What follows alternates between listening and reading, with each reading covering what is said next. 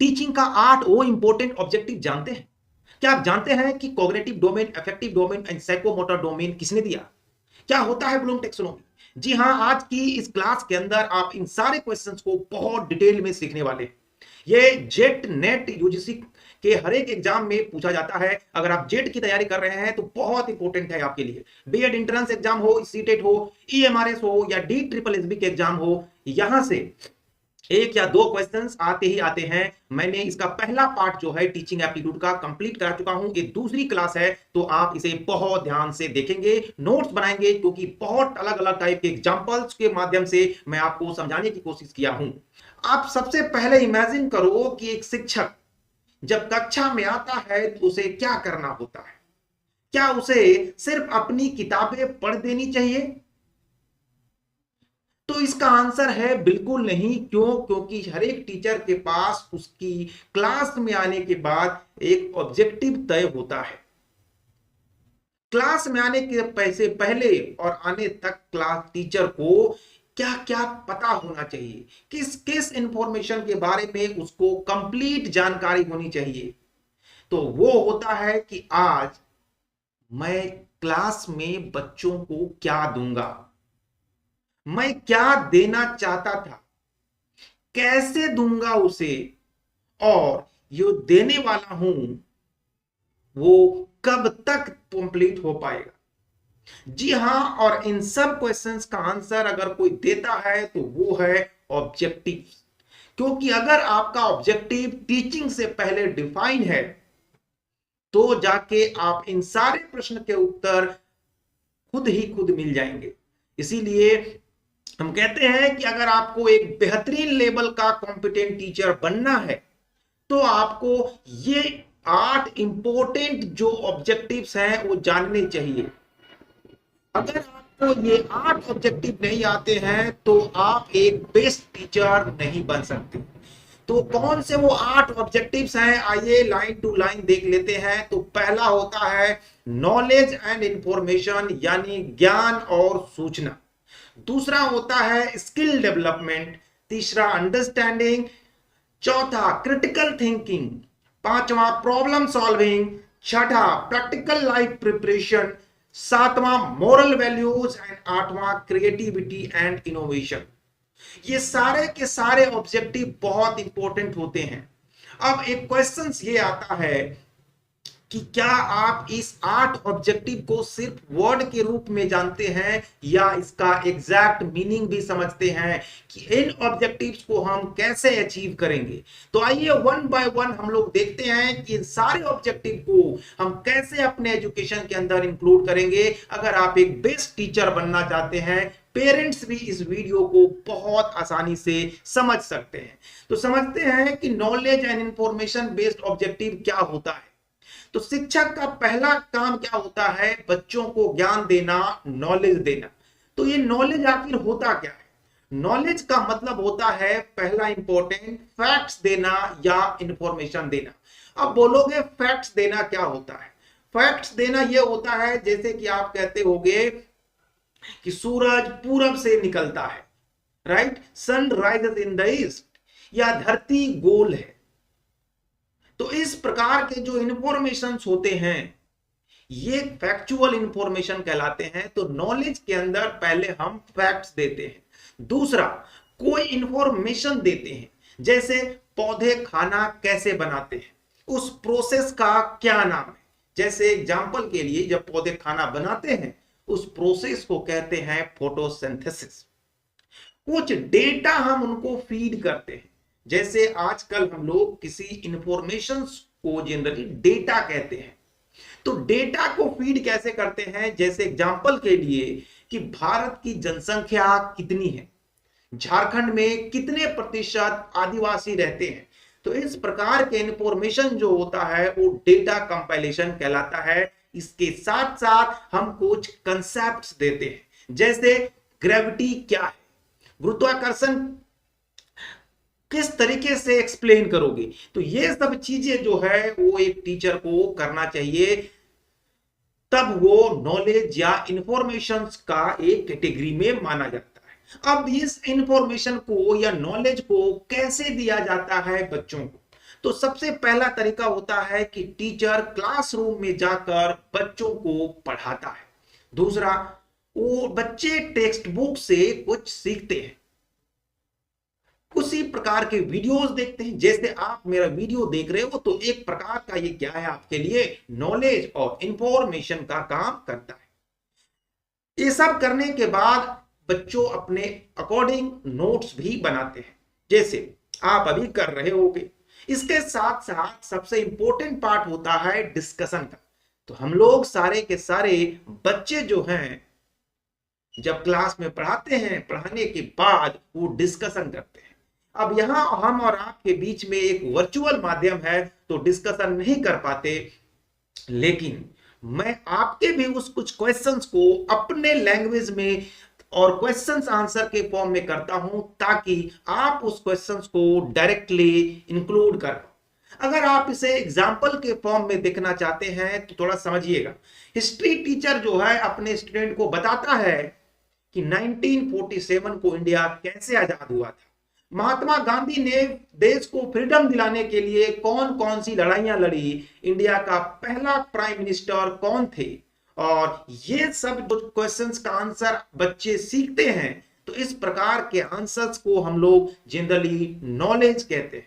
ये इसका महत्व क्या है, इसका इंपॉर्टेंस क्या है, तो सबसे बड़ी बात कि जब बच्चा प्राइमरी लेवल पे किसी चीज को सीखता है तो सबसे पहला फाउंडेशन है ये, क्योंकि पहले आपके पास नॉलेज होगा तभी आगे के चीजों को आप बहुत इजीली ग्रैब कर पाएंगे, उसे अपने अंदर ले पाएंगे।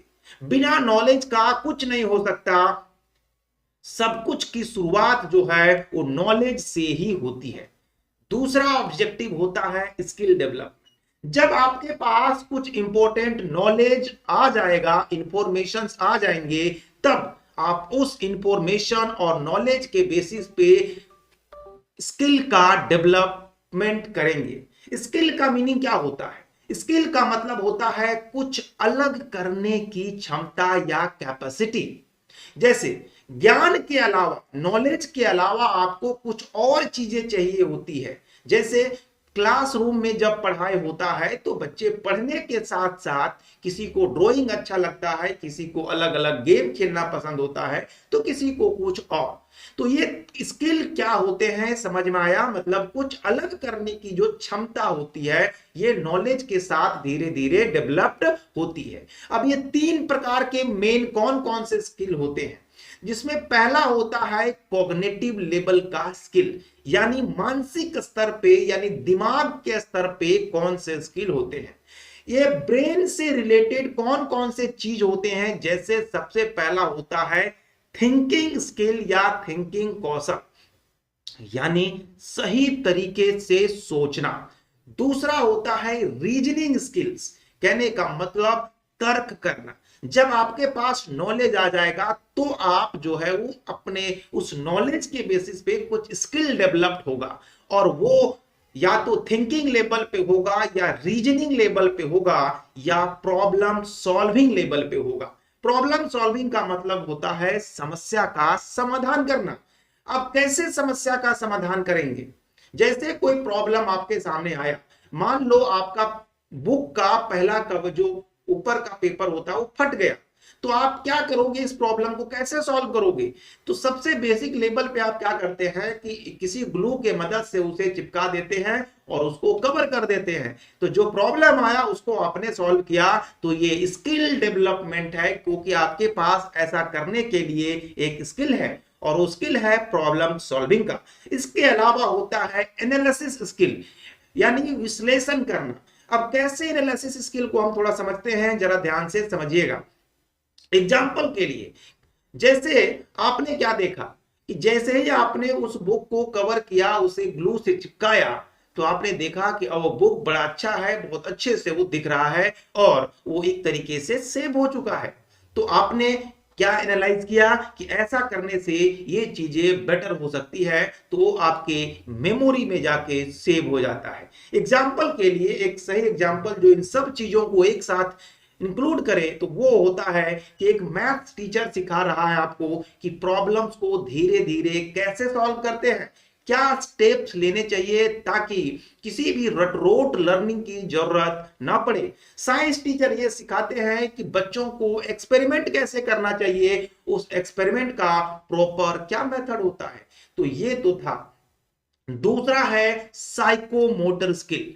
ठीक है, साइकोमोटर स्किल का मतलब होता है, देखिए साइकोमोटर का मतलब होता है शरीर से संबंधित। अभी तक जो मैंने आपको बताया था कॉग्निटिव स्किल, वो था ब्रेन से संबंधित, दिमाग से संबंधित। अब हमारा आता है साइकोमोटर, कहने का मतलब बॉडी से रिलेटेड। एग्जाम्पल के लिए इसमें क्या होता है, साइकोमोटर स्किल के अंदर किस किस प्रकार के चीजें आपको देखने को मिलेगी। जैसे कोई अगर अच्छा लिख लेता है तो ये साइकोमोटर स्किल के अंदर आता है। कोई बहुत बढ़िया से ड्राइंग कर पाता है, कोई बहुत अच्छा लैब वर्क कर पाता है, या कोई बहुत अच्छा टाइपिंग कर पाता है। ये सब जो हाथ से होता है आपके मोटर नर्व के पॉइंट से होता है। जैसे किसी के ये जो फिंगर्स, इसमें मोटर नर्व्स होते हैं, फाइन मोटर स्किल्स होते हैं, ये क्या करते हैं, आपको बहुत सुंदर राइटिंग कराते हैं। और इसीलिए बच्चों को हमें में बहुत हैंड राइटिंग लिखवाया जाता है ताकि आपका जो ये फाइन मोटर स्किल है वो डेवलप हो पाए। यानी चाहे लिखना हो, ड्राइंग करना हो, या फिर टाइपिंग बहुत अच्छे से करना हो, इस प्रकार का स्किल जो है वो साइकोमोटर स्किल के अंदर आता है। जैसे एक छात्र पहले से क्या है, लिखने में उसे बहुत परेशानी होता था, लेकिन बार बार प्रैक्टिस करने के बाद आज वो बहुत सुंदर तरीके से लिख पाता है। तो ये जो है उसके लिए साइकोमोटर स्किल कहा जाता है। यानी साइकोमोटर स्किल में एक लाइन में अगर समझें तो राइटिंग, ड्राइंग ना, स्पोर्ट्स, लैब वर्क और टाइपिंग स्किल, जो इस तरीके की चीजें होती है वो आती है साइकोमोटर स्किल के अंदर। और तीसरा इंपॉर्टेंट डोमेन होता है अफेक्टिव स्किल्स।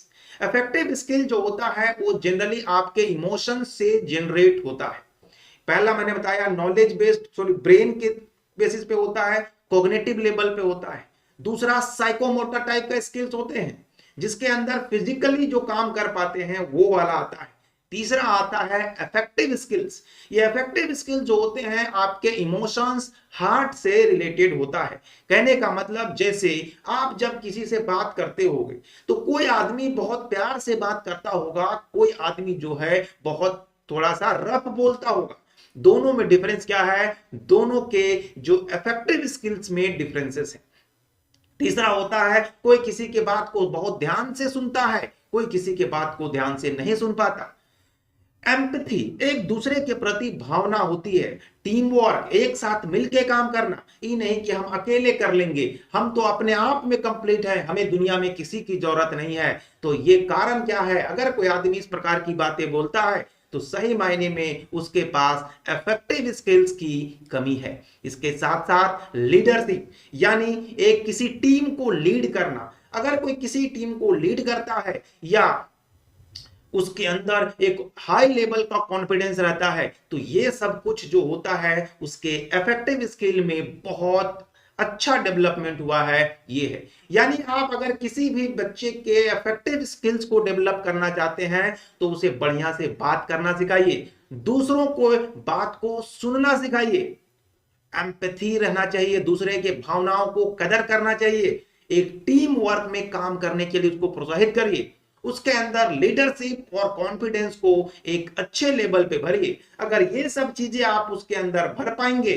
तो उसका अफेक्टिव स्किल खुद बाय खुद जो है वो डेवलप्ड हो पाएगा। जैसे मान लो एक शर्मीला बच्चा था, क्लास में बहुत कम बोलता था, इंट्रोवर्ट टाइप का था, लेकिन धीरे धीरे उसके अंदर कॉन्फिडेंस हो गया।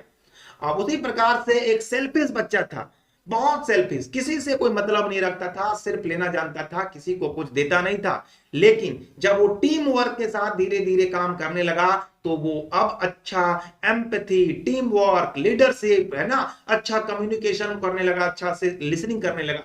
अब उसके अंदर ये स्किल डेवलप हो गया। एक चिड़चिड़ा बच्चा जो होता है, अगर उसका आप अफेक्टिव स्किल्स को ठीक कर देते हैं तो चिड़चिड़ा बच्चा जो होता है एक पेशेंस सीख जाता है और उसके अंदर पेशेंस डेवलप हो जाता है। क्यों ये तीनों चीजें जरूरी है एक साथ, क्योंकि समझिएगा, आजकल नौकरियों में सिर्फ नॉलेज नहीं चाहिए। आप नौकरी के लिए, हर लोग नौकरी के लिए यहां से वहां जाते हैं और उनको लगता है कि हमारे पास तो कॉग्निटिव स्किल्स हैं, हमारे पास साइकोमोटर स्किल्स भी है, लेकिन हमारे पास अगर इफेक्टिव स्किल्स नहीं हैं तो हमें प्रॉब्लम्स होती है। तो हमें इन तीनों स्किल्स को क्या करना पड़ेगा, बहुत अच्छे से डेवलप करना पड़ेगा। अब बोलोगे ऐसा क्यों कहते हो? क्योंकि सोचो, एक आईटी इंजीनियर अगर है तो अगर वो कोड लिखता है, समझिएगा, अगर वो कोड को लिख रहा है तो उस कोड को लिखने के लिए उसको क्या चाहिए, कॉग्निटिव स्किल, यानी दिमागी स्तर पर उसको स्किल चाहिए। जबकि कंप्यूटर पर काम करने के लिए, अच्छे से टाइपिंग करने के लिए, अच्छे से प्रोग्राम बनाने के लिए, उसको कुछ टाइपिंग करने के लिए उसको साइकोमोटर स्किल की रिक्वायरमेंट पड़ेगी। और उस पूरे प्रोजेक्ट को बहुत इफेक्टिव तरीके से रन करवाने के लिए या कंप्लीट करने के लिए एक इंपॉर्टेंट टीम वर्क का जरूरत पड़ेगा। अगर ये तीनों स्किल किसी आदमी के अंदर प्रॉपर अमाउंट में होगा तो वो आदमी जो है लाइफ में कभी भी सक्सेस पाने से नहीं रुक सकता, हमेशा वो सक्सेसफुल होता है। तो आई होप कि आपको ये स्किल बहुत अच्छे से समझ में आया। तीसरा ऑब्जेक्टिव होता है अंडरस्टैंडिंग। तो क्या होता है अंडरस्टैंडिंग? तो सबसे पहले वर्ड अंडरस्टैंडिंग को समझो। अंडरस्टैंडिंग को हिंदी में कहते हैं समझ को बढ़ावा देना। इसका मीनिंग क्या होता है? क्या नॉलेज और अंडरस्टैंडिंग सेम चीज है? तो बिल्कुल नहीं। नॉलेज अलग चीज होता है, अंडरस्टैंडिंग अलग चीज होता है। तो बोलोगे अलग चीज कब जानेंगे? जब हम नॉलेज को तो समझ चुके हैं, आप अंडरस्टैंडिंग को समझेंगे तब समझ आएगा कि दोनों के बीच में क्या बेसिक डिफरेंसेस है। जब सिर्फ नॉलेज हो, समझ ना हो, जैसे एग्जांपल के लिए एक छात्र को फॉर्मूला दे दो, वो फॉर्मूला को याद भी कर लेगा, लेकिन जैसे एग्जांपल दे दो कि a प्लस बी का होल स्क्वायर जो होता है वो a का होल स्क्वायर प्लस b का होल स्क्वायर प्लस 2ab होता है। बच्चे इसको याद भी कर लिए, यानी उसको नॉलेज आ चुका है इस फॉर्मूले का। अब उसे क्वेश्चंस दो और बोलो कि 114 का होल स्क्वायर है, इसको इस आइडेंटिटी से सॉल्व करके दिखाओ। अगर वो अगर इस आइडेंटिटी से उसे कोई 100 प्लस 14 का होल स्क्वायर लिख के सॉल्व कर लेता है तब तो बोलेंगे उसके पास अंडरस्टैंडिंग है। बट अगर नहीं कर पाता है तो उसके पास सिर्फ नॉलेज है, अंडरस्टैंडिंग नहीं है। इसी तरीके से अगर कोई छात्र आपके प्रश्न का आंसर दे देता है तब तो बहुत अच्छा है। आज के एजुकेशन सिस्टम में आप इस बात को हमेशा देखते होंगे कि ये जो नॉलेज होता है लेकिन अंडरस्टैंडिंग नहीं होने की वजह से वो चीजें में गैप आ जाती है। यानी छात्र कंसेप्ट को तो याद करता है, अलग अलग सिचुएशन में अप्लाई कर सकता है, अगर उसको अंडरस्टैंडिंग होगा, अपनी भाषा में उसको समझा सकता है कि ऐसा होता है इसीलिए मैं ऐसा कर पा रहा हूं, और रियल लाइफ में उसको बहुत आसानी से बच्चा यूज कर सकता है। एग्जाम्पल के लिए मैंने बताया कि एक टीचर है, टीचर ने बच्चे को सिखाया 2 + 2 = 4, बच्चे ने उसे याद कर लिया, ठीक है। अब इंपॉर्टेंट समझिएगा, अब टीचर ने पूछा कि 3 + 3 क्या होगा, तो अगर बच्चा 2 + 2 4 कैसे हुआ ये जानता होगा तब वो 3 + 3 6 बता देगा। उसको पता होगा कि 2 + 2 का मीनिंग होता है कि ये 2 बॉल को इस बॉक्स में डाला जाए और इस 2 बॉल को भी इसी बॉक्स में डाला जाए। अब प्लस का मतलब होता है ऑल टुगेदर। अब आपके पास टोटल कितने हैं? बच्चा बोलेगा कि यहां पर तो 4 हो चुका है, तो टोटल 4 आएगा। अब इसी तरीके से अगर उसे 3 + 3 बोलेंगे तो 3 बॉल को इस बैग में डालेगा, उस 3 बॉल को भी इस बैग में डालेगा। अब बोलेगा बताओ टोटल कितना, तो बोलेगा 3 और 3 6 होता है। तो अगर वो सिर्फ उसे याद करता है तो उसको नॉलेज तो हो गया, लेकिन उसे स्किल में अंडरस्टैंडिंग डेवलप नहीं हो पाया तो उसे अप्लाई नहीं कर पाएगा। उसी तरीके से अगर बच्चे को बोलो कि इस बैग में 2 सेब हैं और इस बैग में 3 सेब हैं, तो टोटल हो गए कितने, तो बोलो आप बता दो 5 सेब हो गए। बोले समझ में आया? बोला जी सर, इसमें 2 सेब, इसमें 3 सेब, टोटल हो गए 5 सेब। अब स्टूडेंट को पूछो कि बता इस बैग में 4 पेंसिल है, उस बैग में 6 पेंसिल है, तो टोटल कितना होगा। तो अगर बच्चा उस रूल एडिशन के रूल को अगर वो समझ चुका है, सिर्फ याद नहीं किया, तो तुरंत बता देगा कि 7 और 3 10 पेंसिल्स हो जाएंगे सर। तो इस प्रकार से बच्चा जो है, अगर उसको अंडरस्टैंडिंग आ जाएगा तो उस कंसेप्ट में आंसर दे पाएगा। अब सबसे इंपॉर्टेंट बात यह है कि आखिर अंडरस्टैंडिंग को प्रमोट कैसे करें जब हम क्लास में बच्चों को सिखाते हैं। तो सिर्फ पढ़ाते समय क्या ना बताएं। क्या मतलब, जैसे 2+2 4, 2+2 क्या होता है, 10+2 क्या होता है ना, आप बताएं क्यों होता है, 3+3 6 क्यों होता है। क्यों का आंसर देना शुरू करें तो अपने आप अंडरस्टैंडिंग प्रमोट होगा। अलग अलग एग्जाम्पल्स जरूर देना चाहिए। जैसे मैं आपको अलग अलग लेवल का एग्जाम्पल्स दे रहा हूं, अलग अलग सब्जेक्ट से रिलेटेड एग्जाम्पल्स दे रहा हूं, इसके साथ साथ कंपैरिजन करना चाहिए। जैसे 2 Apple plus 3 Apple, 4 pencil plus 10 pencil, तो क्या है, पेंसिल्स को एप्पल के साथ बता रहा हूं, कंपेयर कर रहा हूं कि किसी भी अलग अलग क्वांटिटी को ऐड कर कैसे सकते हैं। इसके अलावा कुछ रिलेटेड कंसेप्ट को भी जोड़ना चाहिए। जैसे 3 पेंसिल प्लस 2 मैंगो कितना होगा, आप नहीं समझ पाओगे, वो बच्चा को बताना होगा कि कैसे इसे हम ऐड नहीं कर सकते, कौन सा यूनिट ध्यान में रखना चाहिए। तो इससे यूनिट का कंसेप्ट क्या हो जाएगा, रिलेट हो जाएगा आपके इस एडिशन के कंसेप्ट से। इसके साथ साथ बहुत इंपॉर्टेंट बात होता है डिस्कशन करो। जो 4-5 बच्चे होते हैं उनको अलग अलग ग्रुप में बांटिए और उनके बीच में डिस्कशन करवाइए, अपने आप ये चीजें हो जाएगी। आज के मॉडर्न एजुकेशन के लिए ये जो चौथा ऑब्जेक्टिव्स है बहुत इंपॉर्टेंट है, क्योंकि आज बिना क्रिटिकल थिंकिंग के आप बहुत आगे नहीं बढ़ सकते। क्योंकि आज दुनिया इतना एडवांस होते जा रहा है कि हम लोग सिर्फ नॉलेज और अंडरस्टैंडिंग के बेसिस पे काम नहीं कर पाएंगे, हमें वहां तक में भी आज बहुत कुछ अच्छा नहीं मिल पाएगा। हमें क्रिटिकल थिंकिंग को डेवलप करना होगा। तो मामला है कि आखिर क्रिटिकल थिंकिंग का मीनिंग क्या हुआ। तो क्रिटिकल थिंकिंग को हिंदी में कहते हैं आलोचनात्मक सोच विकसित करना। अब देखो, जैसे बोलते हैं आलोचनात्मक सोच विकसित करना, तो यानी किसी चीज को आप एनालाइज करने लगे, क्रिटिकली आलोचना करने लगे कि ये कैसे होता है, ऐसा क्यों हुआ। तो आखिर क्यों इंपॉर्टेंट है ये क्रिटिकल थिंकिंग?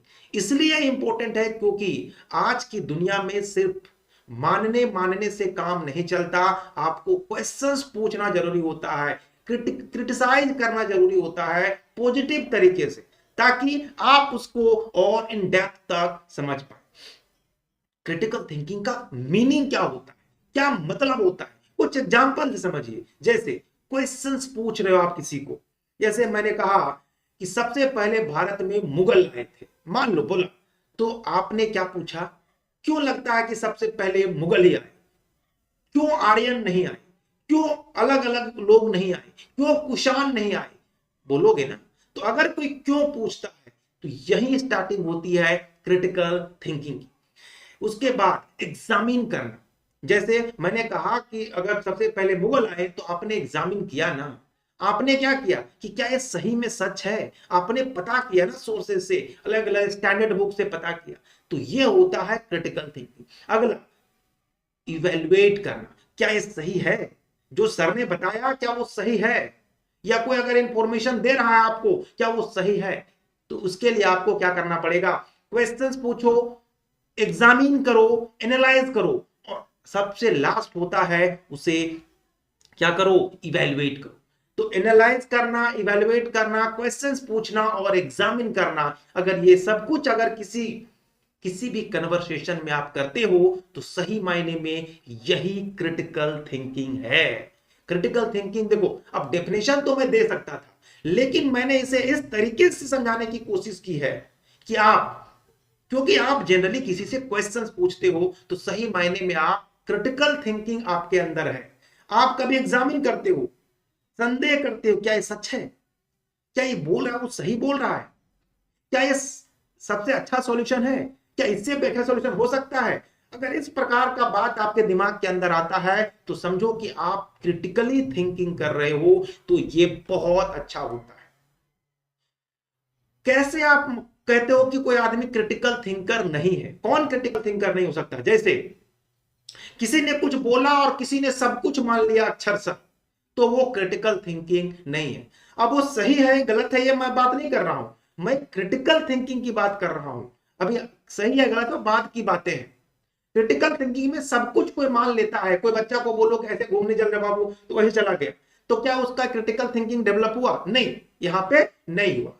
किसी भी क्लेम पर विश्वास कर लेता है।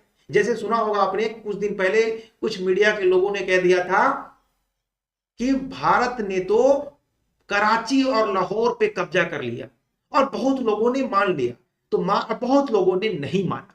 तो जो नहीं माने उसने क्या किया, उसने अपने क्रिटिकल थिंकिंग का यूज किया, और जो मान लिए उनके अंदर क्रिटिकल थिंकिंग की कमी थी।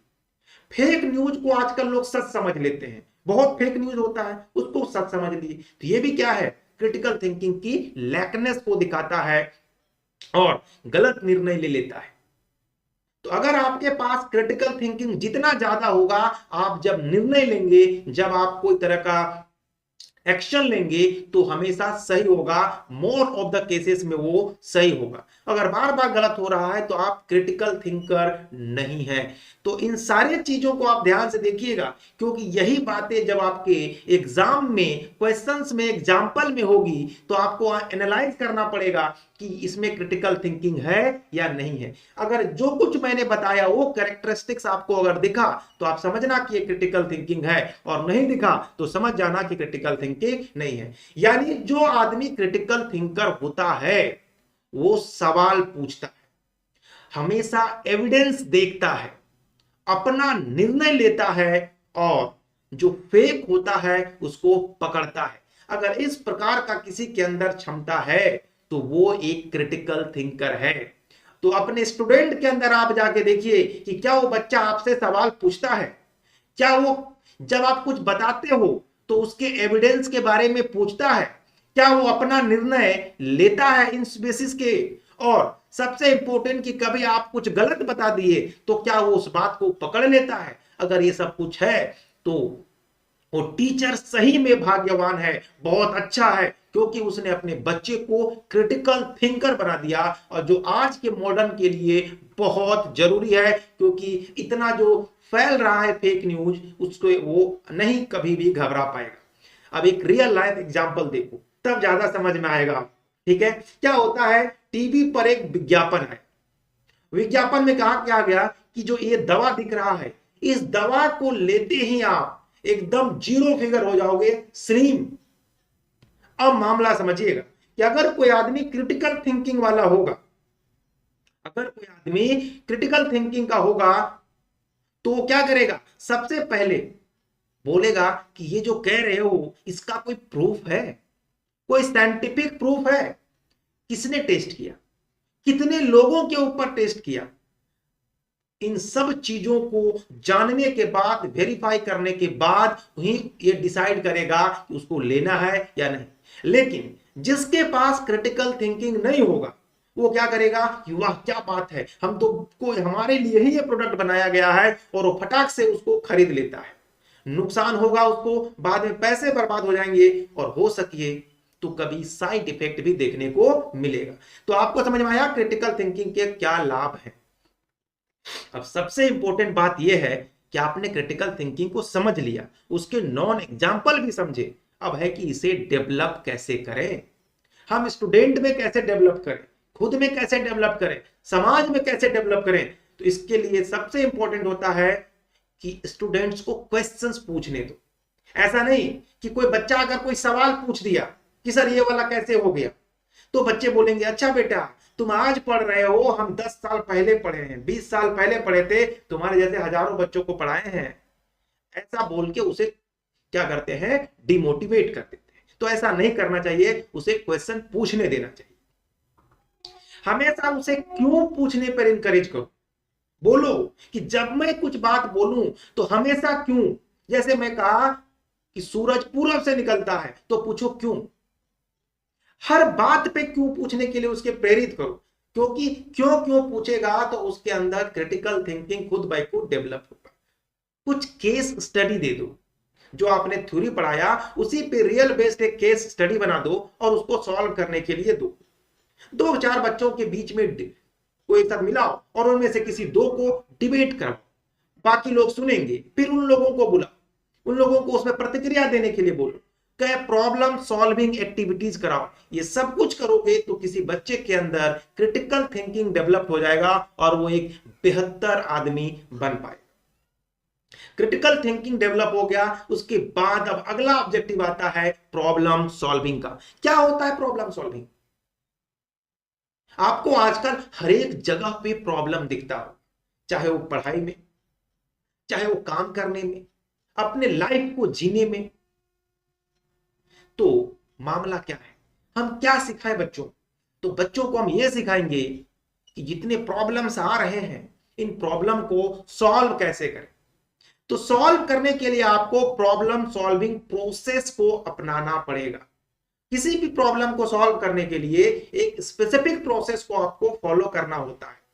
सबसे पहला आता है समस्या को समझना, दूसरा होता है समझने के बाद उससे रिलेटेड इंफॉर्मेशन को कलेक्ट करना, उसके बाद उस पर सोचना और संभावित सॉल्यूशंस जो होंगे उससे रिलेटेड उसको सोच लेना, उसके बाद उन सारे संभावित सॉल्यूशन में से एक बेस्ट सॉल्यूशन को सोचना और फिर उस बेस्ट सॉल्यूशन को इंप्लीमेंट कर देना और इंप्लीमेंट करने के बाद लास्ट में उस प्रॉब्लम का रिजल्ट को देखा जाए कि क्या रिजल्ट आए।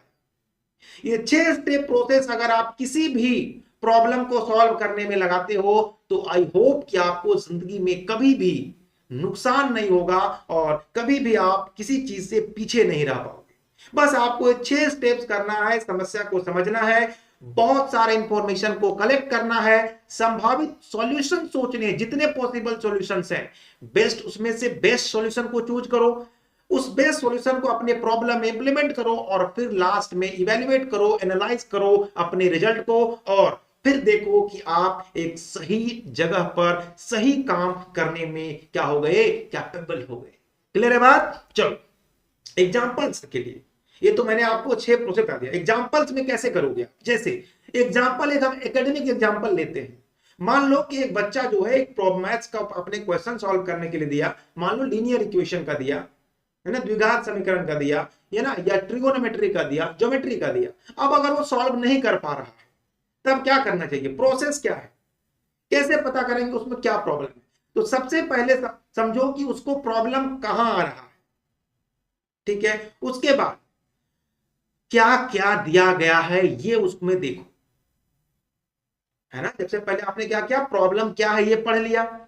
प्रॉब्लम पढ़ने के बाद उसमें कौन कौन से इंफॉर्मेशन दिए गए हैं उसको पहले क्या करो, कलेक्ट कर लो। कलेक्ट करने के बाद देखो कि आपके पास जो नॉलेज और अंडरस्टैंडिंग है उसके बेसिस पे तय करो कि हमारे पास जितने फॉर्मूले हैं या जितने तरीके हैं उसमें से कौन तरीका इसको सॉल्व करने में यूज होगा और उनमें से भी सबसे बेस्ट कौन सा होगा, उसको इंप्लीमेंट कर दो। इंप्लीमेंट करने के बाद आप देखोगे कि आपका जवाब सही है या गलत। तो ज्यादातर केस में ये चीजें आपको, आपका आंसर सही आएगा अगर आपका अप्रोच एकदम सही था। तो कभी एक रियल लाइफ एग्जांपल भी समझ सकते हैं। जैसे मान लो स्कूल के आसपास के पिक्चर में बच्चे कुछ गार्बेज फेंक देते हैं, जैसे टॉफी का टुकड़ा फेंक दिया या फिर बिस्किट के रैपर्स, इस तरीके से चीजों को फेंक देते हैं। फ्रूट्स के कुछ बचे हुए खानों को, केले के छिलका वगैरह फेंक देते हैं। तो इसे समझिएगा, इसे कैसे हमको समझना है कि प्रॉब्लम सॉल्विंग कैसे इसको करना है, ध्यान समझिएगा।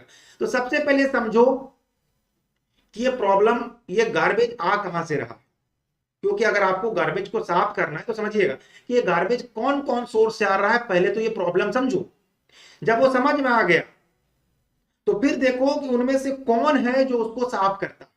दूसरा बात समझ में आ गया कि आखिर वो साफ करता होगा तो क्या प्रॉब्लम रह जाता है।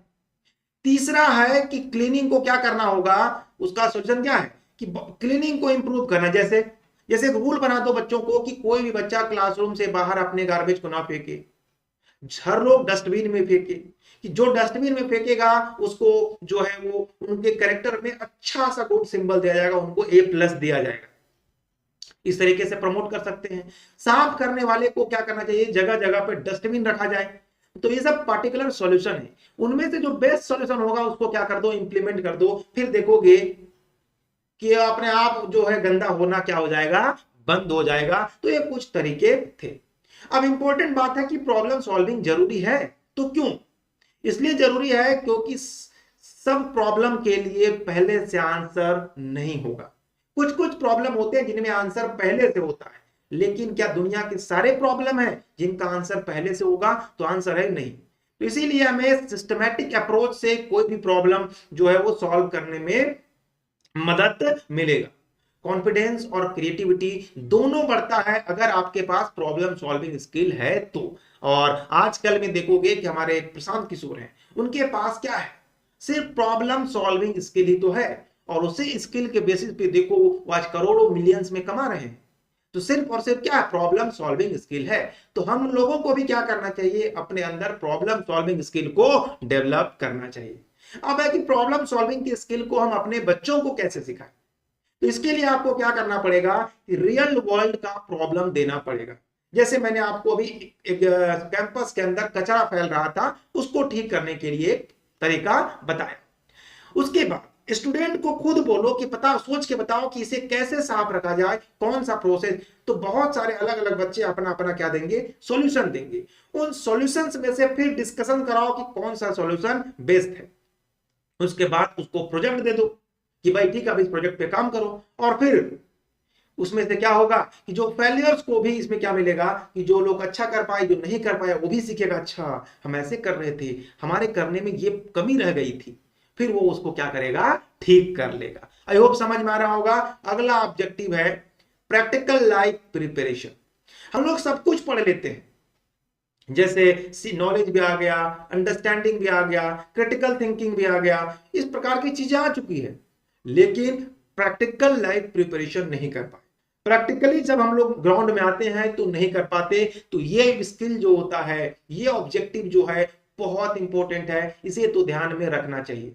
बहुत सारे स्टूडेंट जो होते हैं 10-12 साल बाद जो है स्कूल छोड़ देते हैं। क्यों? क्योंकि उनको प्रैक्टिकल लाइफ के बारे में नहीं समझ आ पाता।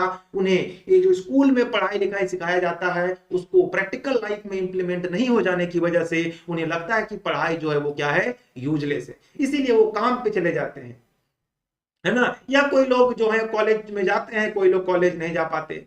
क्यों? क्योंकि उन्हें हमें क्या करना होगा? इन सब चीजों से उन्हें पढ़ाई में रहे, अपने लाइफ में अच्छे जगह पे सेट हो जाए, इसके लिए हमें क्या करना चाहिए? उन्हें प्रैक्टिकल लाइफ के लिए क्या करना होगा? तैयार करना। इस प्रैक्टिकल लाइफ के अंदर 3 चीजें शामिल होती है। पहला होता है कैरियर का प्रिपरेशन, यानी अलग अलग कैरियर के बारे में बच्चों को बताना होगा, और जो पढ़ाते हैं उसको उस कैरियर के साथ क्या करना होगा? लिंक करना होगा। अपना इंटरेस्ट पता करवाना होगा कि उन बच्चे का अपना क्या इंटरेस्ट है, ये आपको ऑब्जर्व करना होगा। अगर आप उनके साथ इन्वॉल्व रहेंगे, उनको अलग अलग स्किल्स का डेवलप करना होगा, और अलग अलग लेवल के इंटरव्यूज का भी प्रिपरेशन कराना होगा। दूसरी चीजें होती है लाइफ स्किल। कैरियर स्किल तो इंपॉर्टेंट है, उससे ज्यादा इंपॉर्टेंट होता है लाइफ स्किल, यानी उनको मनी मैनेजमेंट करना सिखाना होगा कि पैसे कैसे बचाए जाते हैं, कैसे हमें मिसयूज खर्च से बचा जा सकता है, टाइम मैनेज कैसे करें, कैसे समय का सदुपयोग करें, ताकि हमारे पास जो समय है उसमें हम मैक्सिमम आउटपुट ले पाए। डिसीजन लेने का तरीका बताएं कि सही डिसीजन कैसे लेते हैं।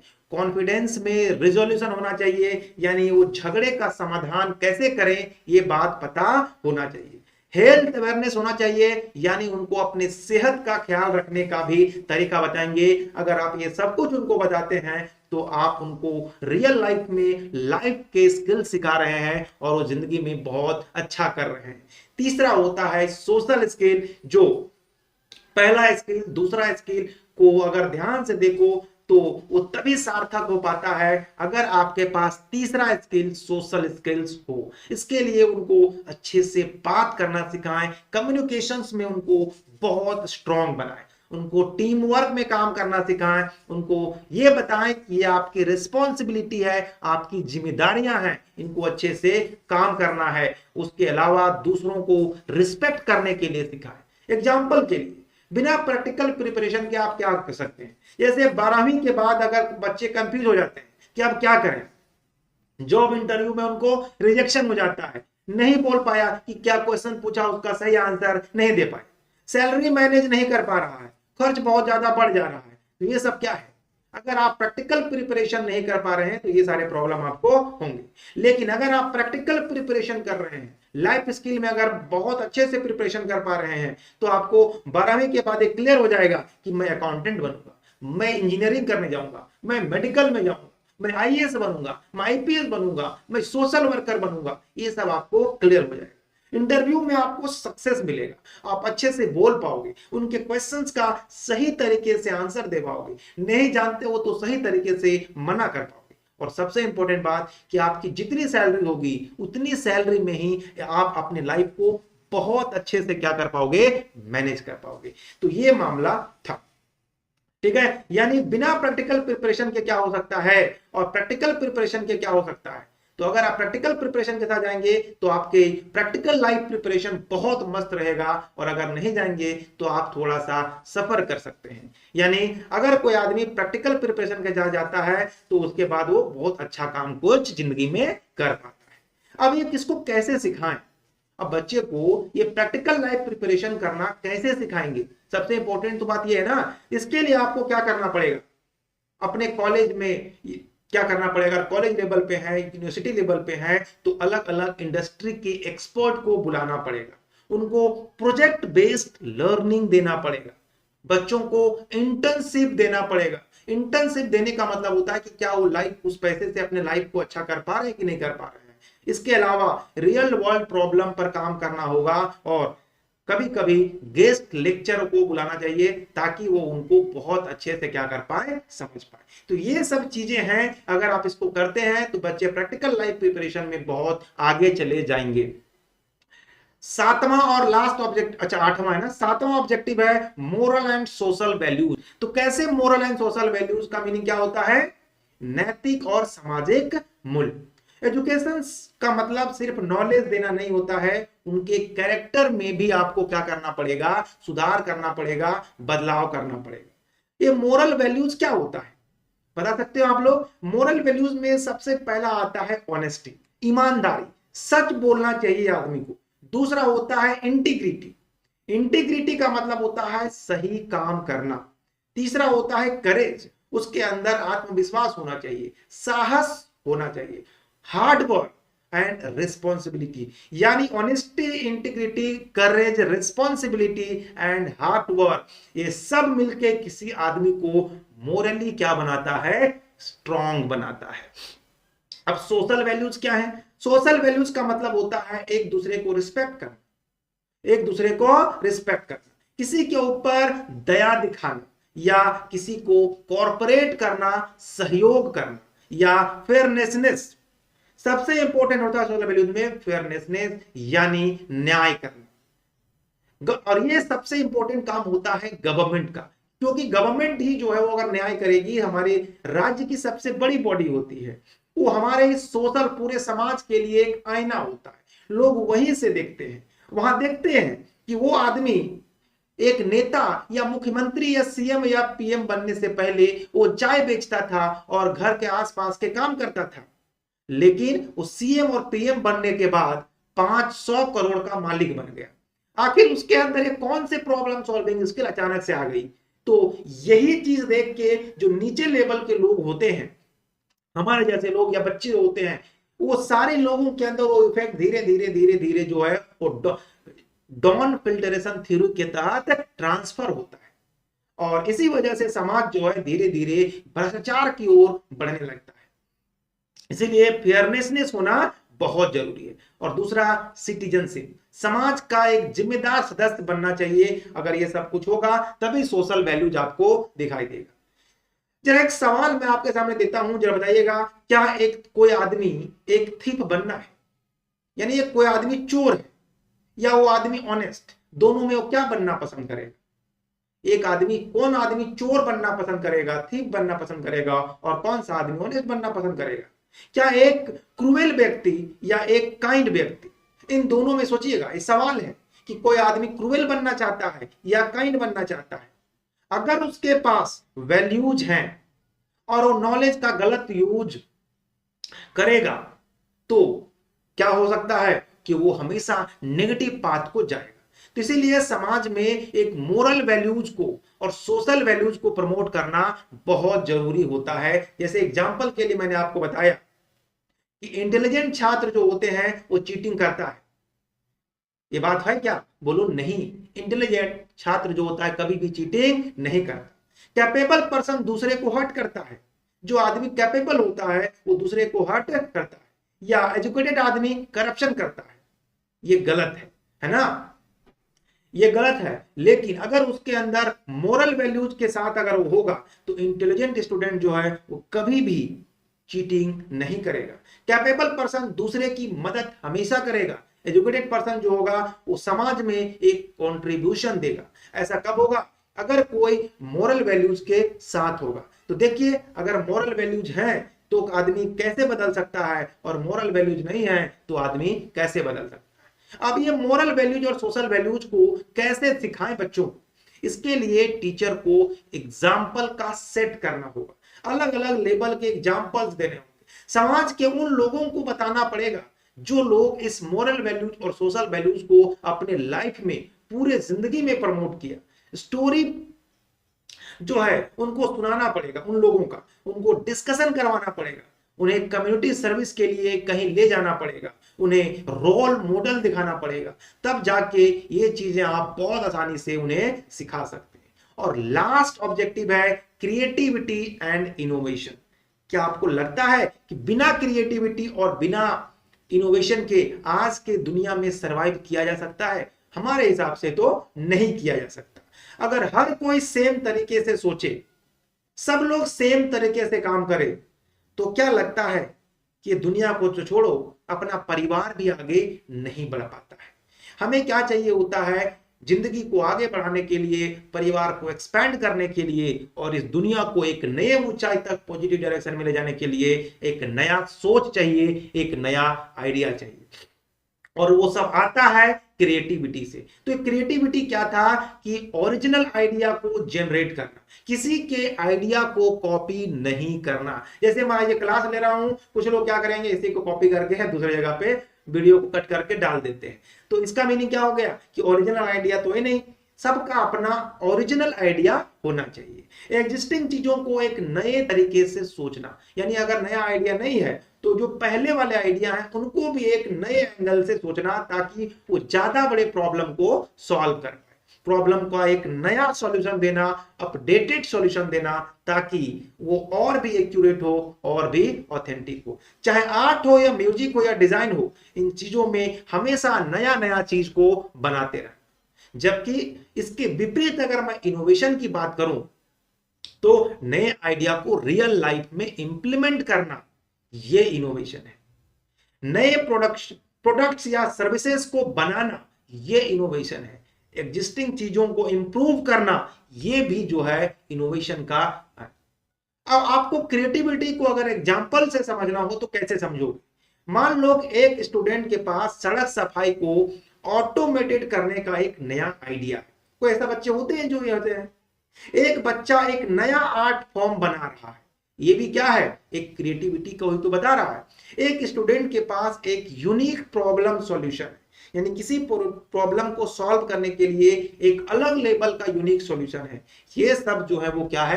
क्रिएटिविटी का एग्जांपल है। इनोवेशन का एग्जांपल कैसे रियल लाइफ में आप सोच सकते हो? जैसे एक आइडिया को रियलिटी में बदलना। जैसे देखे होंगे कि बिहार का एक लड़का ने क्या किया, उसके अंदर एक आइडिया आया कि हम कैसे अपने घर के जो छोटे मोटे क्या बोलते हैं कूड़े होते हैं, उनको यूज करके हम एक एरोप्लेन बनाए। तो देखो था उन्होंने एक प्लेन बनाया था, तो क्या किया, उसके अंदर एक क्या था, जो एग्जिस्टिंग चीजें थी उसको यूज करके उसने क्या किया, एक नया इनोवेशन बनाया और आम लोगों के लिए एक मिसाल बना, एक नया आर्ट बना के और दुनिया में प्रेजेंट किया। जैसे मोनालिसा को देखो, मोनालिसा एक पेंटिंग बनाया गया, ये एक नए तरीके से बनाया गया और आज करोड़ों में उसकी क्या है, कीमत है। इसका सॉल्यूशन को वो इंप्लीमेंट कर देगा, क्या कर देगा, उसको इंप्लीमेंट कर देगा। क्यों जरूरी है क्रिएटिविटी एंड इनोवेशन, बताइए? क्योंकि आज की दुनिया में out of the box thinking ही जरूरी है, तभी जाके आप एक नया पहचान बना पाओगे। चाहे मोदी जी को देख लो, हेमंत सोरेन को देख लो, ये लोग क्या किया, एक आउट ऑफ द बॉक्स काम किया। अब मैं ये नहीं कह रहा हूं कि ये आउट ऑफ द बॉक्स अच्छे जाके काम किए, हो सके गलत काम करके भी बहुत ऊपर तक पहुंच गए, लेकिन आउट ऑफ द बॉक्स जाके आपको सही डायरेक्शन में जाके सोचना पड़ेगा, तभी चाहे आपको एग्जाम में सिलेक्शन होगा या लाइफ में आप बहुत अच्छा कुछ कर पाएंगे। चाहे गूगल हो या फेसबुक हो, अमेजोन हो या ऐसे, ये सब कुछ जो कंपनियां आज आप देख रहे हैं, ये सब जाके आउट ऑफ द बॉक्स सोचे तब जाके। अब बताओ 2004, 5, 8 के आसपास में, 4 या 8 के आसपास में फेसबुक आया। आज भारत में ऐसा कौन लोग होगा जिसके पास मोबाइल होगा और उसके में मोबाइल में फेसबुक नहीं होगा या फेसबुक के बारे में नहीं जानता होगा? सब लोग। तो आखिर इसने कैसे ऐसा सोचा? व्हाट्सएप को देख लो, जिसके पास भी मोबाइल होगा, किसके पास व्हाट्सएप नहीं होगा? व्हाट्सएप कब आया है आप जरा गूगल करके देख लीजिएगा। तो कहने का मतलब है कि आप दुनिया के प्रॉब्लम को सॉल्व करोगे तो आप जैसे प्रॉब्लम को सॉल्व करोगे उतनी ऑडियंस आपको क्या करेगी? सपोर्ट करेगी। अगर आप बिना क्रिएटिविटी के कोई काम करते हैं तो क्या होगा? आपको सिर्फ और सिर्फ बेसिक जॉब्स में लगेंगे, है ना, मोनोटोनस लाइफ जिएंगे। मतलब जैसा आपके पिताजी जिए थे, वैसे आपके दादाजी जिए थे, उसी तरीके से आप भी जिएंगे, बहुत ज्यादा टेंशन नहीं हो पाएगा। रियल सॉल्यूशन आप दे ही नहीं पाएंगे। लेकिन अगर आप क्रिएटिविटी के साथ अगर अपने जीवन को जीते हैं तो आप एक लीडर बन सकते हैं, चाहे बड़े बड़े लीडर जो अपने देश में, आप एक एंटरप्रेन्योरशिप बन सकते हैं और दुनिया को एक अलग एंगल से सोचने के लिए मजबूर कर सकते हैं, जैसे बहुत सारे लोगों ने आज किया है। अब सबसे इंपॉर्टेंट बात है कि एज अ टीचर हम लोग इसको क्रिएटिविटी और इनोवेशन को अपने क्लासरूम में कैसे प्रमोट करेंगे, इसके लिए ओपन एंडेड क्वेश्चन पूछा जाता है। मतलब ओपन एंडेड का मतलब, जैसे आपको क्यों लगता है कि प्रधानमंत्री मोदी जो है वो एक अच्छे इंसान है या अच्छे इंसान नहीं है? तो क्या हो गया, अब आपके लिए सोचने के लिए आपका आंसर अब क्या हो जाएगा? लार्ज होगा। ऐसा नहीं पूछेंगे भारत के प्रधानमंत्री कौन है, तो क्या हो गया? क्लोज एंडेड है, मतलब आंसर तुरंत मिल गया। फेल्योर को सेलिब्रेट करना सिखाना चाहिए, यानी क्यों? क्योंकि फेल्योर से हमें सीखना चाहिए। इन्हें कि किसी एग्जाम में फेल हो गए तो अब हम जिंदगी में अब क्या कर पाएंगे, अब कुछ नहीं बचना है, नहीं। आप सोचो, उससे एक नया चीज सीखो, हो सके आपको ये लग जाए कि ये चीज में मैं अच्छा नहीं हूं, मैं इस चीज में अच्छा हूं।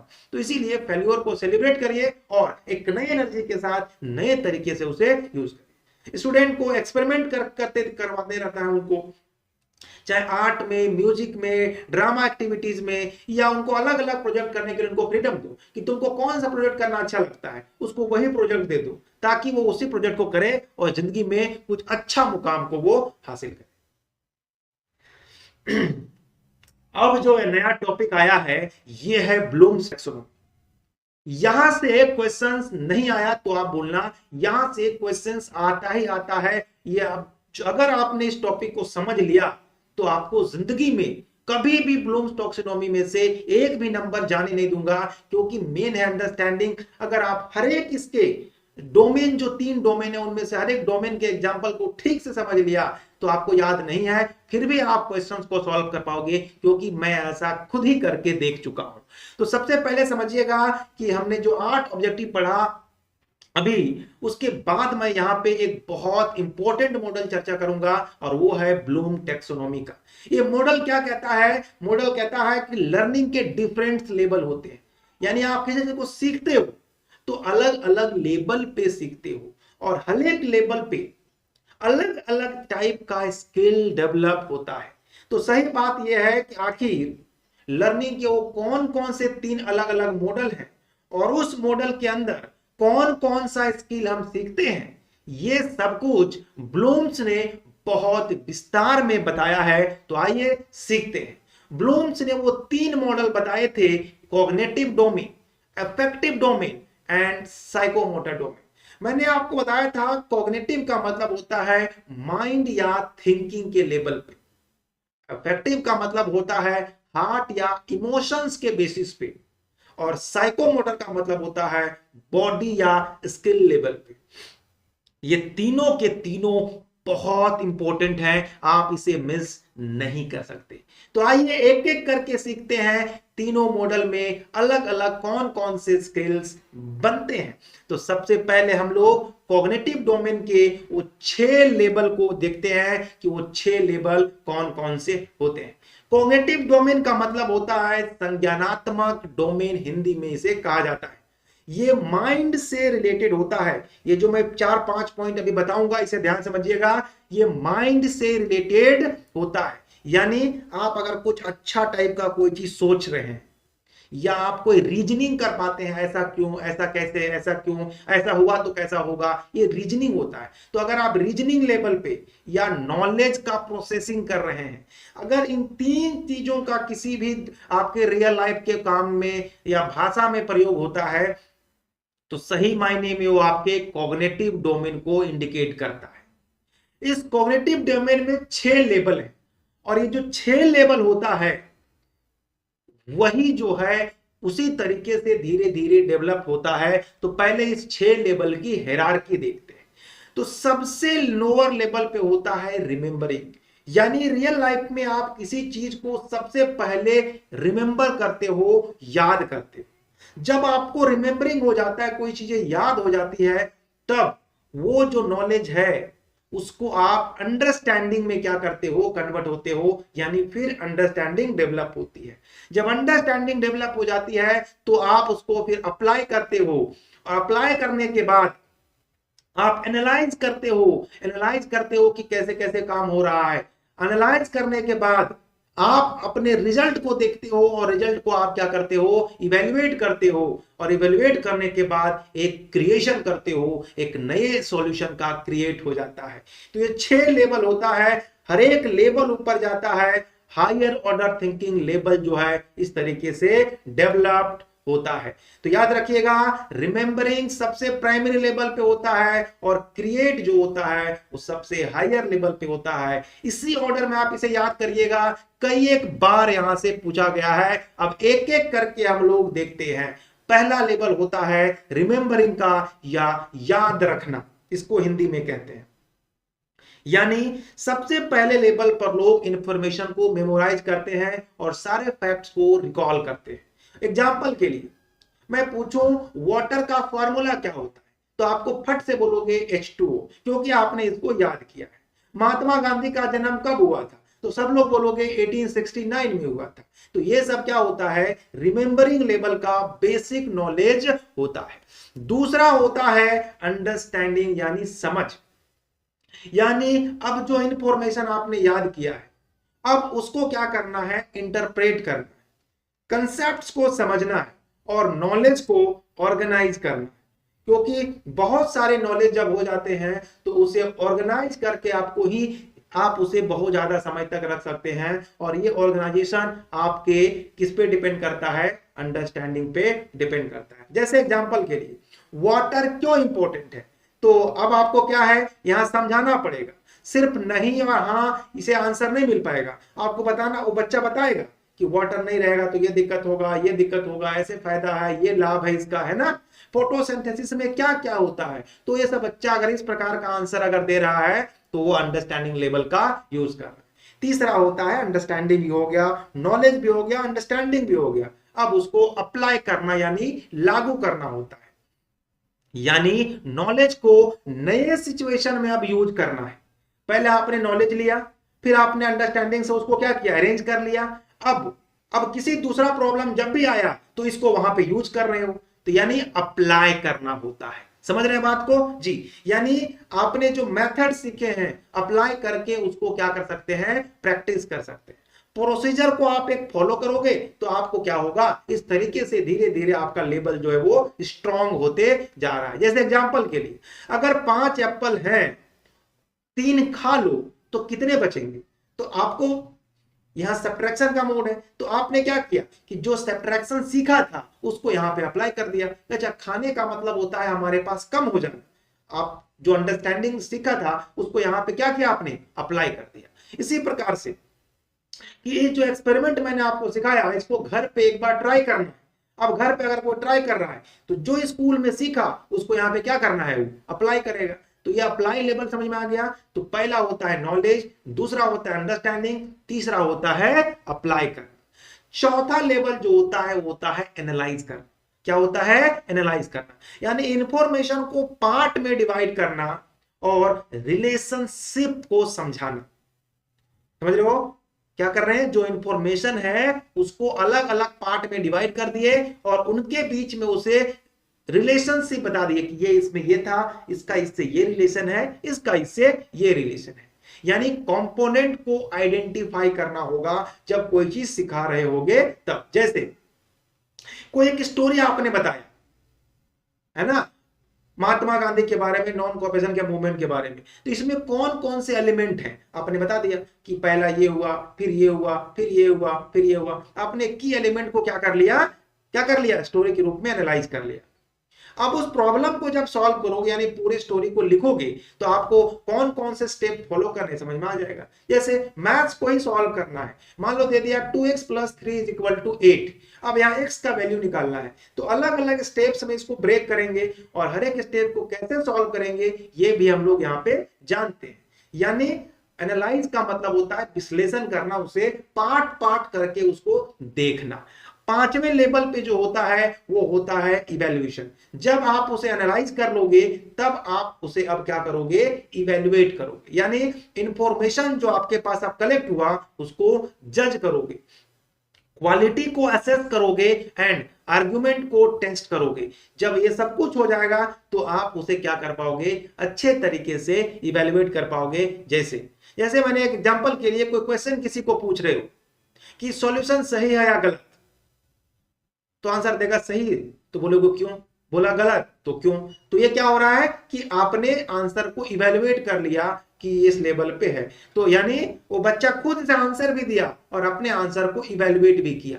तो ये इस तरीके का, या कौन सी स्ट्रेटेजी सबसे अच्छी है, आपने उसको एग्जाम में 50 नंबर लाने के, या जैसे मैंने आपको बताया ना 100 में 100 नंबर कैसे लाएं, इसकी स्ट्रेटेजी दी मैंने। तो अब आपको लगेगा ना बहुत सारा तरीका बताया, अब वो पूछेंगे बताओ इनमें से कौन तरीका आपको सबसे अच्छा लगा, तो आपको कोई एक चूज करोगे, तो वो यानी सही मायने में क्या किया, आपका उन सारे प्रोसेस का इवैल्यूएशन किया, समझ में आया। और छठा होता है क्रिएट करना। जब ये पांचों स्किल्स आपके अंदर डेवलप हो जाएंगे तो छठा जो है लेवल में है वो आप क्या होते हो, क्रिएट करते हो।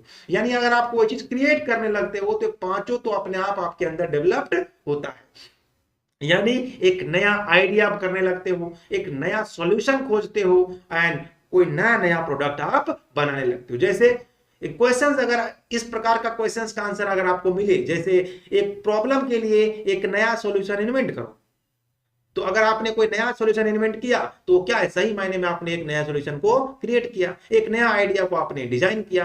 तो ये सब कुछ इस तरीके से होता है और ये सबसे हाई लेवल का है, ये सबसे हाई लेवल है। और सबसे लो लेवल का था नॉलेज। दूसरा होता है अफेक्टिव डोमेन्स। अफेक्टिव डोमेन के अंदर 5 लेवल होते हैं। ये 5 लेवल कौन होते हैं एक एक करके देख लेते हैं, लेकिन उससे पहले आप समझिए अफेक्टिव डोमेन यानी प्रभावी डोमेन इसको कहा जाता है। इसके अंदर क्या क्या मामला जनरली होता है, तो आपको होता है ना, ये हार्ट और इमोशन से रिलेटेड होता है। इसमें फीलिंग्स होते हैं, वैल्यूज होते हैं, इंटरेस्ट होते हैं, और ये जो इमोशंस जो होते हैं एटीट्यूड से होते हैं, इसी से ये जनरली रिलेटेड होते हैं। इसके 5 लेवल की हायरार्की में बता देता हूं। सबसे लोअर लेवल पे होता है रिसीविंग, यानी ये जो अफेक्टिव डोमेन जब आपके अंदर जब ये स्ट्रॉन्ग होता है तो सबसे पहले क्या आता है, इसके अंदर सबसे पहला लेवल में क्या आता है, तो आता है रिसीविंग, उसके बाद रिस्पॉन्डिंग, उसके बाद वैल्यूज, उसके बाद ऑर्गेनाइजेशन, और फिर होता है कैरेक्टराइजेशन।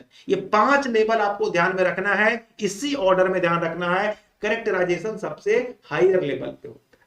रिसीविंग यानी होता है स्वीकार करना, यानी अफेक्टिव डोमेन में सबसे पहले लोग जो है रिसीविंग लेवल को अटेन करते हैं। कहने का मतलब कि अगर आपको कोई मोरल एथिक्स दिया तो आप सबसे पहले उसको स्वीकार करते हैं, यानी छात्र नई चीज को सुनने के लिए तैयार हो जाता है। क्लास में गया, सर बोले कि आज मैं ये कुछ पढ़ाने वाला हूं, तो सबसे पहले होता है ना, हाँ चलो आज कुछ सीखेंगे, तो तैयार हो गया। यानी अफेक्टिव डोमेन में सबसे पहला लेवल को क्या कर लिया, अटेन कर लिया। यानी स्टूडेंट क्लास में ऑल्टरनेटिवली बैठा हुआ था, टीचर जो कह रहा है वो आसानी से उसको सुन रहा है, ये सबसे बेसिक लेवल पे है। इसके बाद वो रिस्पॉन्डिंग दूसरा लेवल होता है अफेक्शन का, यानी जैसे जैसे छात्र टीचर पढ़ा रहे हैं तो छात्र सिर्फ सुन नहीं रहे हैं बल्कि उसमें पार्टिसिपेट कर रहे हैं, क्योंकि 2 वे कम्युनिकेशन वहां पे हो रहा है। तीसरा लेवल होता है वैल्यूइंग, यानी मूल्य देना। जब टीचर सबसे पहले इंफॉर्मेशन दिया तो बच्चा तैयार हुआ, फिर उस पर रिस्पॉन्ड कर रहा है। अब उनके बात को वैल्यू कर रहा है, यानी उसे बच्चे को लगने लगा अच्छा टीचर जो बता रहे हैं बहुत इंपॉर्टेंट चीज बता रहे हैं, यानी एक स्टूडेंट को इन्वायरमेंट की केयर करना महत्वपूर्ण लगने लगता है। अगर कोई टीचर इन्वायरमेंट को लेके पढ़ा रहा है और बच्चा उसको वैल्यू देने लगेगा कि नहीं यहाँ पे कुत्तों को ऐसे नहीं छोड़ना है, पेड़ पौधों को नहीं काटना है, खुले साफ सुथरों में खुले जगहों में कुछ कचरा को नहीं फेंकना है, यानी उसके अंदर वैल्यू जनरेट होना शुरू होता है।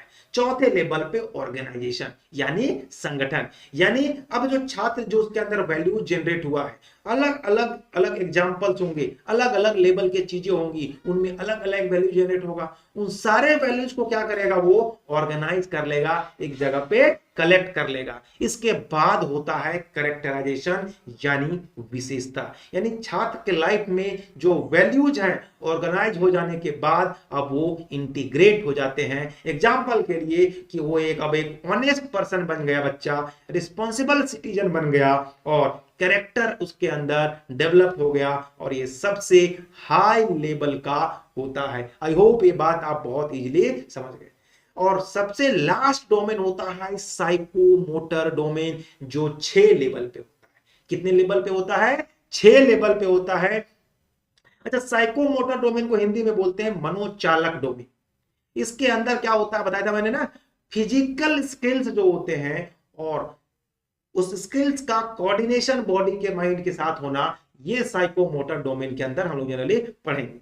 जैसे हैंड्स ऑन एक्टिविटीज, लिखना, अच्छा ड्राइंग करना, ये सब इसके अंदर आता है। मूवमेंट, हाथ में ना कोई बहुत अच्छा राइटिंग लिखता है, कोई बहुत अच्छा कैलियोग्राफी करता है ना, या बॉडी माइंड का कोऑर्डिनेशन बहुत अच्छा होता है, ये सब चीजें जो है वो साइकोमोटर डोमेन के अंदर आता है। इसके 6 लेवल होते हैं। 6 लेवल की हायरार्की में बता देता हूं। सबसे पहले होता है इमिटेशन, यानी पहले नकल करता है। जैसे आप जब बच्चे को क लिखाना सिखाते होंगे और जिस प्रकार से लिखते होंगे तो बच्चा उसको नकल करता होगा, भले सही नहीं कर पाता बट नकल करता है। नकल करने के बाद वो मैनिपुलेशन करता है। मैनिपुलेशन करने के बाद उसके अंदर वो चीजें डेवलप हो जाती है। डेवलप होने वो चीजें प्रिसाइज हो जाती है, आर्टिकुलेट हो जाती है। उसके बाद वो न्यूट्रलाइजेशन हो जाता है, यानी वो अब उसको मतलब बहुत आसान लगने लगता है। अब एक एक करके समझते हैं कि इमिटेशन का क्या मतलब होता है। इमिटेशन का मतलब होता है नकल करना, यानी एक बच्चा दूसरे बच्चे को देखकर क्या करता है, नकल करता है। जैसे अगर मान लो टीचर कोई ड्राइंग कर रहा है तो बच्चा देख देख के उसको क्या करता है, ड्राइंग करके कॉपी करके उसको अपनी कॉपी में छापने लग जाता है कि नहीं। यानी ये सबसे बेसिक है। इमिटेशन जो होता है सबसे पहले लेवल पे यही किसी के अंदर डेवलप होता है। इसके बाद मैनिपुलेशन यानी हेरफेर। जब वो बच्चा बढ़िया से कॉपी करना सीख जाता है तो उसके बाद वो मैनिपुलेशन के लेवल पे आता है, यानी टीचर कुछ बनाया तो बच्चा उससे सुंदर बनाने लगता है, यानी उसको आप क्या कर दिया, हेरफेर कर दिया। सर उसका गोल ऐसे बनाया तो बच्चा कुछ ऐसे बना दिया ताकि कुछ अलग दिखे। जैसे एक छात्र बेसिक स्टेप फॉलो करके एक मॉडल बना सकता है, समझ रहे हो। लैब में इंस्ट्रक्शन को फॉलो करके अब वो एक्सपेरिमेंट कर सकता है। ये क्या दिखा रहा है कि अब वो अपने जो नॉलेज था, यानी जो पहले लेवल पे जो इमिटेशन था उसको आप चेंज कर दिया। तीसरा होता है डेवलपमेंट। अब उसके अंदर विकास होना शुरू हो जाता है, यानी छात्र को कोऑर्डिनेशन और स्मूथनेस आ जाता है। यानी जो इमिटेशन किया सबसे पहले, है ना, इमिटेशन करने के बाद वो क्या किया, इमिटेशन करने के बाद वो उसे मैनिपुलेट किया। मैनिपुलेट करने के बाद अब डेवलपमेंट करेगा उन चीजों का, अब उसमें कोऑर्डिनेशन आएगा और स्मूथनेस आएगा, यानी अब उसकी राइटिंग एकदम स्मूथ हो जाएगी। उसका जो हैंड मूवमेंट है, बॉडी हैंड मूवमेंट जो कोऑर्डिनेशन बहुत बढ़िया हो जाएगा, उसकी जो एफिशिएंसी है वो बढ़ जाएगी। फिर होता है प्रिसाइजन यानी सटीकता। अब वो एकदम सटीकता की ओर आगे बढ़ रहा है, यानी छात्र अपने मूवमेंट को प्रिसाइजली कंट्रोल करने लगता है, यानी साइंटिफिक ड्राइंग अब बहुत एक्यूरेटली करने लगता है। उसे बहुत अच्छा एनिमल सेल, प्लांट सेल को अच्छे से बना लेता है। महात्मा गांधी का पोर्ट्रेट अब क्या करने लगता है, बनाने लगता है, यानी अब वो प्रिसाइज होने लग गया है बहुत। उसके बाद आर्टिकुलेशन, यानी अब उसके अंदर स्पष्टीकरण की कमी रहती है। अब लेकिन जब इस लेवल पे पहुंचता है आर्टिकुलेशन के बाद, जब वो आर्टिकुलेशन में जब वो आ जाता है तो वो बहुत स्पष्ट रूप से महीन महीन चीजों को एकदम अब वो बढ़िया से करने लगता है, यानी मूवमेंट को पूरे अपने कंट्रोल में रखता है, यानी थोड़ी सी भी आगे पीछे चीजों को बहुत अच्छे से कर लेता है। जैसे एग्जांपल के लिए एक एथलीट जो है विभिन्न मूवमेंट को परफेक्टली कोऑर्डिनेट कर लेता है, उसको पता है कि कितने जोर से पैर को जमीन में पटकेंगे कि हम सांसें हमारी नहीं फूलेगी। एक डांसर हर एक मूव को परफेक्टली कर पाता है। आपने डांस इंडिया डांस या अलग अलग बड़े बड़े शोज में देखा होगा कि कैसे वो अलग एंगल पे कर पाता है, यानी वो अब आर्टिकुलेट हो चुका है, यानी उसके अंदर आर्टिकुलेशन लेवल की साइकोमोटर स्किल जो है वो डेवलप हो चुकी है। और सबसे हायर लेवल पे होता है न्यूट्रलाइजेशन, यानी प्राकृतिकता, यानी आप उसके लिए वो नेचुरल हो जाता है। जैसे यानी वो सिंपल तरीके से भी अगर खड़ा है तो भी वो चीजें उसके अंदर अपने आप हो जाती है, यानी वो नेचुरल हो जाता है। जैसे अभी आपके लिए 2+2 ऐड करना एक नेचुरलाइजेशन आ चुका है, अब आप उसके लिए बहुत ज्यादा दिमाग लगाते हो क्या? नहीं लगाते हो, यानी स्किल अब ऑटोमेटिक हो गई। अब उसके लिए आपको कोई प्रैक्टिस की जरूरत नहीं है, कुछ करने की जरूरत नहीं है, यानी बिना सोचे समझे आप कर सकते हैं। बोलते ना कि हम आंख बंद करके भी ये काम कर सकते हैं, यानी आप सही मायने में साइकोमोटर डोमेन के सबसे हाईएस्ट लेवल पर पहुंच चुके हो। एग्जाम्पल के लिए एक एक्सपर्ट एथलीट को बिना सोचे समझे सब काम अपने आप आ जाता है। एक एक्सपेरिमेंटेड ड्राइवर को ड्राइविंग जो है ऑटोमेटिकली आ जाती है, यानी कोई ड्राइवर अगर एक्सपीरियंस्ड है तो अब ऑटोमेटिकली वो गाड़ी को चला लेता है। पियानो प्लेयर को बिना देखे पियानो चलाने आता है, और ये सबसे हाई लेवल का क्या होता है साइकोमोटर डोमेन स्किल का पार्ट होता है। तो अब समझिएंगे एक बार में, हम एक ही बार में दोनों डोमेन को समझते हैं कि ब्लूम पिरामिड के अंदर एक ही साथ समझते हैं तीनों डोमेन को, यानी कॉग्निटिव, साइकोमोटर और अफेक्टिव। जब भी कॉग्निटिव की बात करेंगे तो दिमाग से संबंधित, जब साइकोमोटर की बात करेंगे तो आप अपने बॉडी को कोऑर्डिनेट करने वाला, और अफेक्टिव का मतलब बोलेंगे तो इमोशन या फीलिंग। अगर कॉग्निटिव के अंदर होते हैं, कितने होते हैं? 6 होते हैं। साइकोमोटर के अंदर कितने होते हैं? 5 होते हैं। और अफेक्टिव के अंदर कितने होते हैं? अफेक्टिव के अंदर 5 होते हैं, साइकोमोटर के अंदर 6 होते हैं, और कॉग्निटिव के अंदर 6 अलग अलग के लेवल होते हैं। पूरा लेवल आपके सामने यहाँ पे दिख रहा है।